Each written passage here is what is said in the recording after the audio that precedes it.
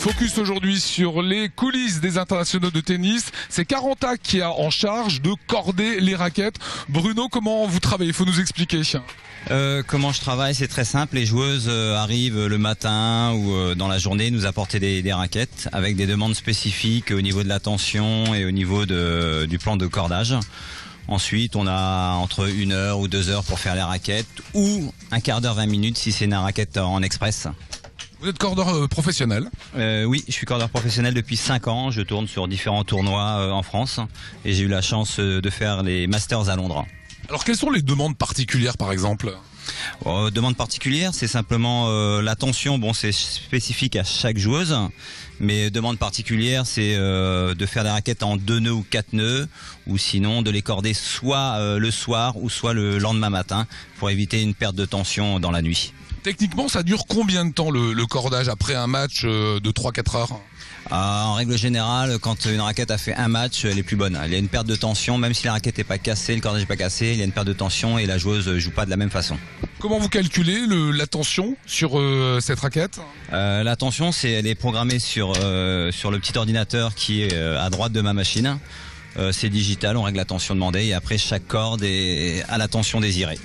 C'est une question candide que je vous pose maintenant. Qu'est-ce que ça fait une raquette qui est très tendue? Une raquette très tendue apporte beaucoup de contrôle et pas beaucoup de puissance. Moins c'est tendu, plus on a de puissance, mais moins on a de contrôle. Après, il y a un compromis entre puissance et contrôle. Et sur les grandes championnes, celles par exemple qui ont gagné les IS déjà? Alizé Cornet se fait tendre à 23 kg. Donc c'est une tension moyenne de base. Et Petkovic? Elle est à 25,5. C'est un petit peu plus tendu parce que son ami est un petit peu plus grand aussi. Et dernière question, Bruno, combien de temps ça va prendre pour corder cette raquette? Une douzaine de minutes à peu près. À peine? À peine 12 minutes, ouais. Donc entre 2 matchs ou entre un entraînement et un match, c'est déjà faisable de refaire une raquette?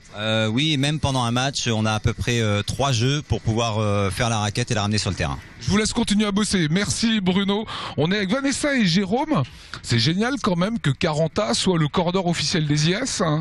Ah oui, on est ravis, on est un spécialiste tennis et donc on est partenaire du tournoi, des internationaux, également du tennis club de Strasbourg où on est accueillis et on est ravis de corder les raquettes de toutes les championnes. Voilà, il y a quelques demandes particulières, faut aller super vite. C'est une pression pour vous, Jérôme, de répondre à cette demande? C'est une pression de professionnalisme, il faut être absolument irréprochable pendant toute la durée du tournoi, c'est pour ça qu'on fait appel à des cordeurs pros. C'est notre réputation, c'est notre enjeu et on a la volonté d'être les meilleurs possibles dans ce qu'on fait. Alors vous avez une belle aventure finalement. Caranta, vous l'avez montée à Strasbourg. Aujourd'hui, vous créez une franchise à Paris. C'est bon, c'est vous attaquer le marché national? Ça a toujours été la volonté, c'est-à-dire de démarrer avec un magasin pilote dans notre ville natale, Strasbourg. C'est rue de la Nuée Bleue? Rue de la Nuée Bleue, exactement. C'était l'ancien magasin de peluche pour ceux qui connaissent, un magasin mythique. Voilà, et donc on a peaufiné notre concept pendant 3 ans et maintenant on essaye de le déployer au niveau national avec effectivement un magasin qui a ouvert à Paris, à Saint-Germain-des-Prés il y a quelques mois. Si la terre est de qualité ici, les terrains, eh bien on le doit en grande partie à Michel Biro. Ça va, Michel? Oui, ça va très bien. En plein boulot, on te voit arroser ce matin les terrains. Pour quelle raison? Pour que ça garde vraiment une humidité dans la journée. Comme il fait une chaleur entre 20 et 25 degrés, il faut qu'on arrose de temps en temps. Si on le fait pas, qu'est-ce qui se passe? La terre n'est pas pareille, elle sera plus fine, elle amortit pas la balle. Et puis c'est bon pour les joueuses. Une des spécificités ici, c'est que la terre, c'est la même que celle de Roland-Garros. C'est ça. Pourquoi? Elle a le même grain, ça veut dire la granulométrie de la terre, elle est à 0,1 comme à Paris. Donc la joueuse qui arrive ici, elle peut se sentir sur le terrain d'entraînement de Roland-Garros. C'est ça, ouais, pareil. Alors qu'est-ce qui est important ici quand on arrive sur ce terrain? Il faut faire quoi? Le matin quand on arrive, on passe la filet de traîne. C'est l'espèce de tamis? Voilà, c'est ça. Une fois passé ça, on fait les lignes et puis on commence à arroser le court. Faire les lignes, c'est balayer? Balayer, ouais. Dès la fin du match? Après chaque match, après chaque set. Vous arrêtez pas? Voilà, c'est ça. Du matin au soir. Andreas avec nous, figure historique des IS, responsable des bénévoles. André, ça va? C'est pas trop de boulot? Non, ça va, c'est sur les rails, y a plus de stress, c'est bon. Combien de bénévoles tu gères? Là, actuellement, on est aux environs de 180 bénévoles, y compris les ramasseurs de balles. Aujourd'hui, les bénévoles, c'est pratiquement 80% de l'équipe qu'on avait à l'époque où on gérait avec la Ligue d'Alsace de tennis. Une vingtaine de pourcents viennent aujourd'hui du TCS, puisqu'on est aujourd'hui sur le site du TCS. Et les ramasseurs, c'est une sélection chaque année qu'on fait sur les ramasseurs de balles. Quelles tâches sont attribuées aux bénévoles? Comment est-ce que tu dispatches tout cela? On a plusieurs groupes et les responsables de groupes qui sont autour de moi. Il y a d'abord les ramasseurs de balles qui est en fait un gros groupe à gérer parce que les enfants c'est pas très facile. Après on a tout ce qui est entretien, on a tout ce qui est placement donc dans les tribunes. Il y a pratiquement une vingtaine de personnes qui sont là pour placer les gens dans les tribunes. Il y a ce qu'on appelle les accueils à la billetterie et les accueils VIP. Et puis ensuite toute la partie logistique, le stockage, la gestion des marchandises, ainsi de suite. En fait, tu es en train de nous dire que sans bénévoles, on fait pas de tournoi. Ah, sans bénévoles, on fait pas de tournoi et je dis souvent, et je l'ai dit à l'époque où on le gérait, c'est le plus gros budget du tournoi. Je veux dire, aujourd'hui, si les bénévoles n'étaient pas là où ils devaient être remplacés par des salariés, ça serait pas jouable. Voilà, 180 personnes, donc combien de ramasseurs de balles qu'on va aller voir maintenant? 44 ramasseurs de balles qui sont donc sélectionnés chaque année. C'est un plaisir de faire ramasseur de balles. Pourquoi tu as choisi ça, Pierre? C'est une expérience, quoi. C'est voir déjà des joueuses mondialement connues, c'est pas n'importe quand que tu les vois, quoi. T'es aux premières loges. Voilà.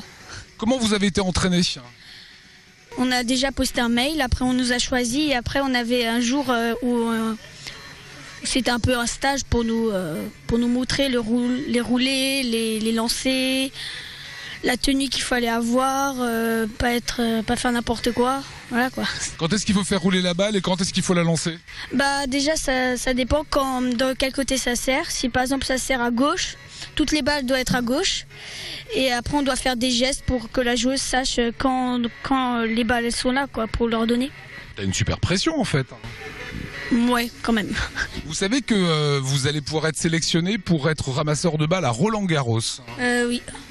Mais il faut avoir un certain âge et il faut être vachement physique, concentré. Enfin voilà quoi, c'est assez strict. Est-ce que tu as ces qualités là pour te qualifier pour Roland-Garros? Je ne sais pas. T'hésites encore un petit peu Roland-Garros? Ça serait pas mal de faire là-bas, non? Ouais. Mais t'es pas prête toi? Non. Parce que je suis pas concentrée. Les petites mains des IS, sans eux, rien ne se passerait. Benjamin, tu fais quoi ici aux IS? Alors moi, je m'occupe de toute la partie des accréditations pour les partenaires, les VIP, les joueurs, le staff des joueuses. Et je m'occupe aussi de la billetterie, donc la mise en place des offres promotionnelles et également l'envoi des packs pour l'ensemble de nos partenaires et de nos VIP qui réservent à la semaine des formules en loge avec les déjeuners ou en formule open bar. Il y a des gens qui essayent de te soudoyer?